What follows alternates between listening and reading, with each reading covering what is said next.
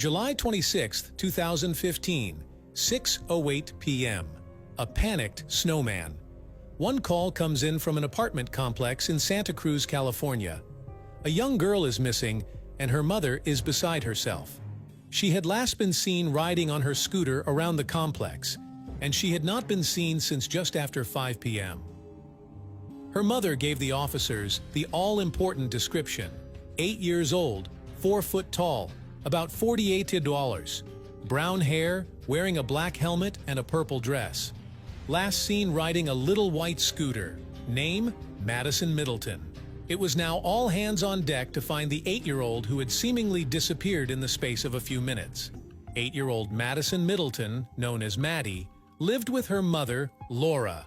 She was an only child, and her mother and father, Michael, who are a tight trio. The family lived in the Tannery Arts Center apartment complex, a really unique campus that provides affordable living for families and artists, a place they can live and create art together in their little community. Everyone in the complex was close. They would all create things and spend time together. All the children would hang out in the courtyard and play games. For a young girl that loved all things creative, it was the perfect place for her to grow up.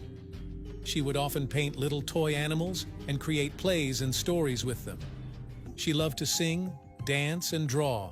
Her mother, Laura, said Maddie was such a generous child, always the first to try and help someone or stand up for someone that was on their own or needed support. She was bright, intuitive, and curious, never without a smile on her face. Everyone in the apartment complex knew her as Chatty Maddie, and she would talk to anyone and everyone, always making friends and entertaining people. July 26th was a Sunday. Maddie was enjoying the last part of her weekend. Her friend took him over and was now playing a board game with her mom, Laura. Maddie was waiting for them to finish and decided she was going to play with her new present while they wrapped up the game. She had just got a scooter a few days before and couldn't wait to take it around the courtyard before it got dark. At 4 p.m., she was seen by several neighbors. She was also spotted a few times after this, just riding around and having fun. Occasionally, she stopped to talk to a few of the other children, but was happy to be by herself. At 5:07 p.m., she was seen going past the mailboxes. This was the last time anyone saw Maddie. After this, she vanished. Her mother, Laura, thought she might have met another friend and started going door to door. There were around 100 apartments in the 8-acre complex, but with each person that answered, saying they hadn't seen her. The panic was mounting. She was nowhere. Officers rapidly descended on the apartments and got to work without hesitation. Her family said that although Maddie was confident she knew not to wander off by herself, go too far, or talk to people that she didn't know. So detectives knew her disappearance was out of character. Despite this, an Amber Alert was not issued because they said the case did not meet certain criteria.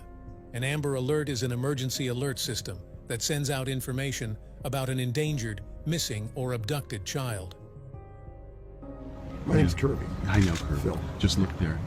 Okay, what can you tell us about what she was doing out here? She was riding her brand new scooter. It's a white Razor. She had a black helmet on, she was wearing a purple dress, and she was just happy as could be riding around. Now, did you check with friends to see if she was with them? Absolutely. We've searched the entire tannery, door to door. Officers have gone door to door, every loft. We've looked at cameras. We've had search parties all night long. Is there anyone else? Is there another friend, an adult friend she might have befriended or anything like that? Not that I can think of at all. Has she ever done anything? Nothing. Never. Never. She's never left tannery property. She knows where she's can and cannot be here. She was, in the courtyard where she was supposed to be. She came over here, and that was the last we saw of her on surveillance. So where do you go? I mean, I just got to ask, how difficult is it knowing that you can't really do any? I mean, you're doing what you can, but... I already fell apart. Now I'm just in survival mode. I can't explain how difficult this is. Nobody should have to go through this.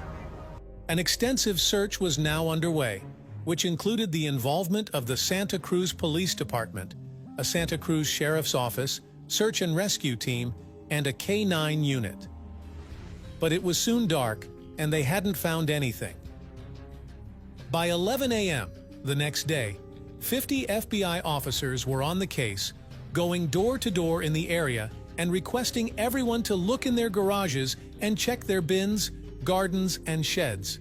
By this point, the complex had already been searched top to bottom, and the hunt for Maddie was now spreading into the outer areas. Good afternoon. We're glad you've joined us. We'll begin with the latest on the search for a missing 8-year-old Santa Cruz girl. At a news conference earlier this morning, Santa Cruz police say they've expanded their 4.5 square mile search area for the missing 8-year-old girl and have called in the FBI, who have additional resources to help. Search crews in orange jackets are fanning out through a large area of Santa Cruz, hoping to find any sign of Madison Middleton. The 8-year-old girl went missing Sunday afternoon. She was last seen by neighbors about 5 o'clock yesterday afternoon at the Tannery Art Center. Neighbors have joined in on the search. Just a wonderful kid. We would have heard her. I don't get this. Nobody gets this. We would have heard. She was just right here, right here. Parents heard about the missing child when they brought their children to a dance class at the Tannery Art Center. I mean, it's tragic. I feel terrible. Like I was telling my son, I'm hoping that they're going to find her. We're sending positive, happy thoughts that she's going to come back happy and healthy. Neighbors immediately began to help look for her and spent all night scouring the area with no luck. We're all feeling a little helpless at this point. We've been checked all of the tents and homeless camps. A lot of us have been up all night. We've gone as far as Paradise Park. Police say there's no evidence Maddie was forcibly abducted, so they are treating this as a missing persons case. We're not calling this a kidnapping. We're still early on in our investigation. What we're calling it this is we're looking for a lost child. Late this afternoon, police stopped vehicles entering the Tannery parking lot and looking for any information or signs of missing Maddie Middleton. Just over a day after the search for Maddie had started, it came to a painful and abrupt end at 8 p.m. on July 27th. Her body was found in a bag inside a recycling bin in the first-floor garage of the apartment complex. And 9 p.m. on July 28th, the broken community came together for a vigil. A lot of people in town and all over have been walking around numb. You know, it's like, that's how I feel. I feel like I've been walking around numb. I couldn't even imagine if it was somebody that I loved, somebody that I was close to. Because of his age, the teenager's identity was protected. But all this changed when Santa Cruz County District Attorney Jeff Roselle issued a statement. He announced that they had sufficient evidence against him, and he would be charging the teen as an adult not only for murder, but also for kidnapping and sexual assault. The law allows, under certain circumstances, with certain types of offenses, a determination as to whether or not you want to charge someone as an adult or whether or not they're charged as a juvenile. Based on the information that we know at this point, there do appear to be charges that can be filed as an adult, and we are absolutely considering that, and these are the type of charges and the type of offenses that are and can be charged as. And with this, his name was released. The suspect in custody turned out to be Adrian Jerry Gonzalez, known as AJ, and he had lived in the apartment for the last 6 years with his mother. It was a bombshell for the neighbors, and the fact that he could have been involved left them shocked, not knowing any details. Everybody at first thought that this must have been an accident, and AJ had panicked and tried to cover it up.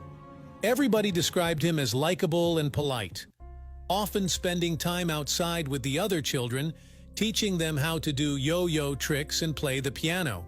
He even works as a counselor for the younger children. Everyone loved and trusted him, and this was an unfathomable thing to process. We love this guy, all of us. If you ask us what you think of him, would tell you, he's an outstanding kid. A poster child? One neighbor said. But others argued his social media posts pointed to someone who was far more troubled than anyone had realized, with many of his posts having disturbing captions. It was also said that he had abused his dog years before, and one of his friends had urged him to seek help when he started threatening to jump off of buildings. What had initially drawn police to AJ that day was that he was watching them intently as they were searching the bins. And the second the officers realized that Maddie was in there, he started to run despite the fact he wouldn't have been able to even see what they had found. He had been helping in the searches and involving himself in the investigation from the beginning, asking everyone questions about what they knew and if anyone had heard anything, something that seemed innocuous. But when police questioned him after he ran away, they realized something was very wrong and he did have something to hide. They wouldn't go into detail about what he had said or what evidence they had uncovered in his apartment, which was likely due to his age and how much they were allowed to reveal. An examination of Maddie's body came in the following day, and it was determined that her mouth had been bound with type. She had been beaten and raped before being strangled and stabbed. It was such a monstrous crime, and what poor Maddie had gone through was horrendous. District Attorney Jeff Roselle said, "We are going to bring him to justice. He is looking at life in prison." He also said that he thought being charged and tried as an adult was the only appropriate course of action, and that AJ was a sexual deviant with no place in society. Judge Salazar agreed with Jeff Roselle and determined that AJ's trial should go through the adult court system instead of the juvenile one. He cited Prop 57, which was passed by voters and allowed judges to decide whether or not a teen should be tried as an adult. AJ entered a plea of not guilty despite his submissions, but his defense team were fighting hard to transfer his case back to juvenile court, using the controversial Senate Bill 1391, which had just come into effect. SB 1391 prohibits anyone 14 or 15 years old from being tried as an adult. They also said that the reasons behind why he did what he did stemmed from a tough home and school life and being socially awkward. But people that knew the Gonzalez family said that this was simply not true. His mother, Reggie, had left his father when the relationship had turned violent, and her children were her biggest priority. They said that AJ was showered with love and affection, and he came from a caring family that had done their best given the situations. They said that although Reggie had battled drug and alcohol issues, she was now clean and doing her best to repair any damage that had been done. The police and prosecutions that the numerous people have tougher upbringings than most, and this is not the outcome. They said that using his mother and his upbringing as some kind of justification for what he had done was heartbreaking. Thousands of people signed a petition to stop SB 1391 applying to AJ's case, but it was in vain when, after much deliberation and appeals by AJ's defense team, the Supreme Court ruled that his case should be transferred to a juvenile court. Now to our top story tonight. The man accused in the brutal assault and killing of 8-year-old Maddie Middleton is back to being tried as a juvenile. California's Supreme Court rules to uphold a 2018 law preventing juveniles from being tried as adults if the crime happened when they were 14 or 15 years old. Adrian AJ Gonzalez was 15 when he allegedly sexually assaulted and killed Middleton at his mother's Santa Cruz apartment in 2015. For the last several years, Gonzalez has been in the adult system in custody at the Santa Cruz County Jail.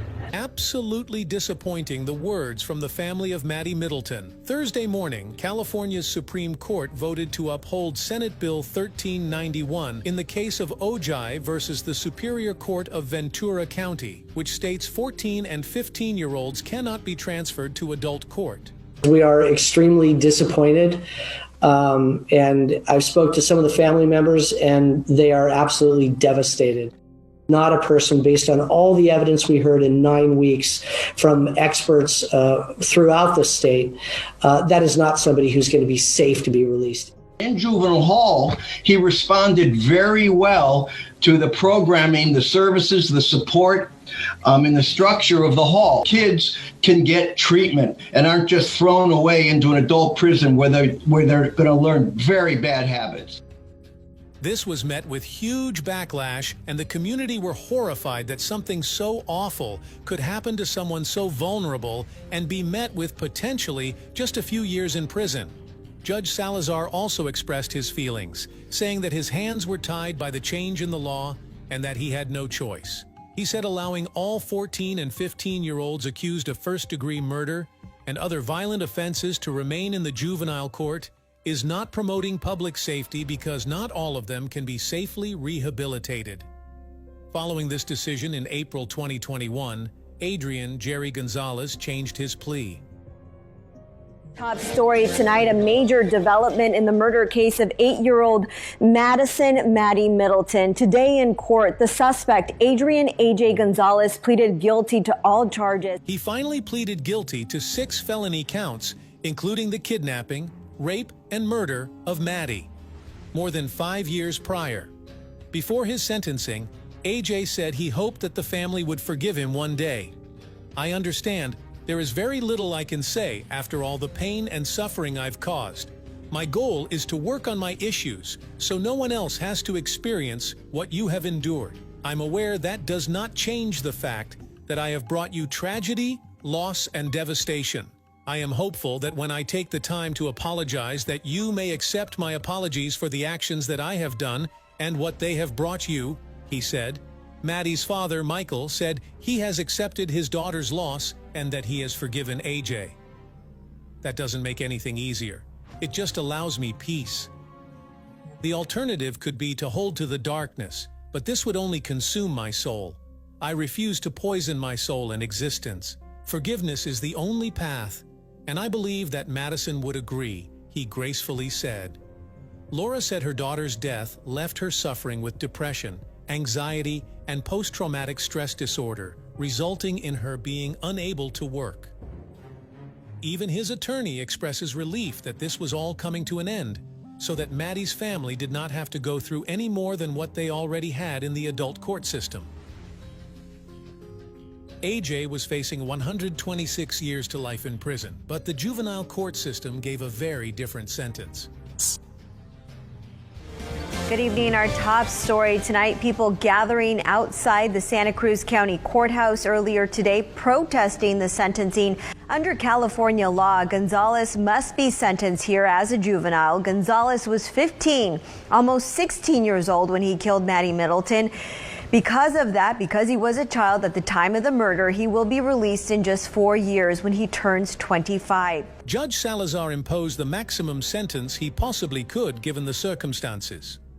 The law, as it stands now, determined that his maximum term of confinement ends when he turns 25. This will be in October 2024. There is no guarantee he'll be released in 2024. However, as the court can be petitioned to extend his time. Although District Attorney Jeff Friesel said, he sadly believes that might be. "I think it's likely he will be out at 25. And I think it's an absolute travesty of justice, and I think it's unsafe for the community," he said. The bottom line is certain changes need to be made in juvenile justice, juvenile reform, of course.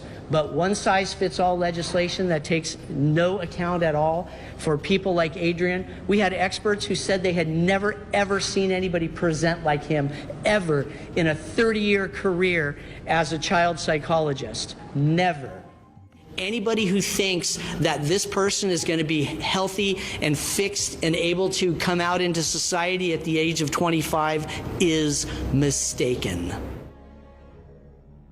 AJ must also register for life as a sex offender and pay $22,000 in restitution fees. Maddie's grandfather, Dan, said that the sentencing ignores all the evidence pointing towards him being a danger to society. He also predicts that SB 1391 will have dire consequences for future cases. An unlikely bond was formed between Laura and AJ's mom, Reggie, during the ordeal. Reggie was devastated that her son would do this, and neighbors would frequently see her crying at Maddie's memorial. Laura would often sit with her, hugging her, telling her she wasn't to blame. She said, "I just love her. And we both lost our children that day. That's the tragic truth. I don't fault her." More pain would soon come for the grieving family. Maddie's father carried her ashes around with him inside his car so that she could stay close to him. But the family were left devastated when someone broke into the car and stole them. They have, sadly, never been recovered. Maddie was from such a tight community who continue to honor her name and her memory through arts and creative works.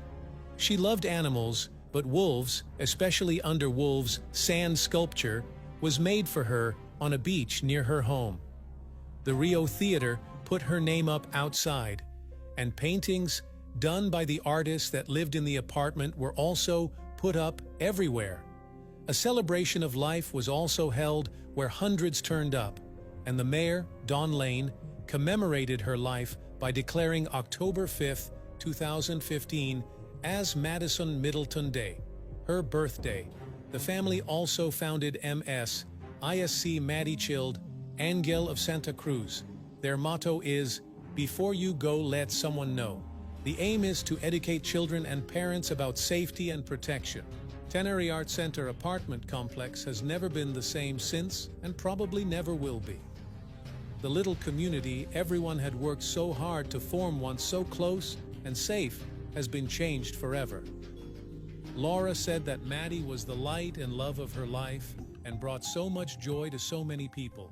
She was growing up beautifully bright, perky, fun, and generous of heart. She was the best thing I ever made. Thank you for watching to the end. Kindly like this video and subscribe to the channel for more. See you in our next video. Bye.